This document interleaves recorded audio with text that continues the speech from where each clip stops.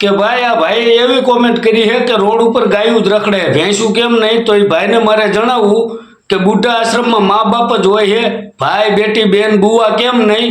અને વાત રહી રોડે રખડતી ગાયુંની, તો ભાઈ માલધારી સમાજ કાલે ગાયુંને પાળતો તો આજે પાળે છે અને આગળના સમયમાં પણ પાળતો રહેશે। અને તમે પણ જો સનાતની હોય, સનાતન ધર્મ પાળતા હોય તો 2-4 ગાયું પાળવાનો તમારો પણ ધર્મ છે।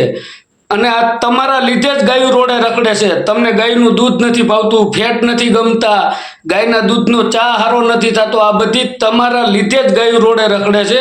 કારણ કે તમને કોઈને ગાયનું દૂધ તો ગમતું નથી અને આ વિદેશી દારૂ, તમને દારૂ ઉપર જે વધારે મન લલચાય છે ને, દૂધ કરતા દારૂ જાજો પીવો હે ને, એનું જ કારણ છે રોડે ગાયું રખડે છે।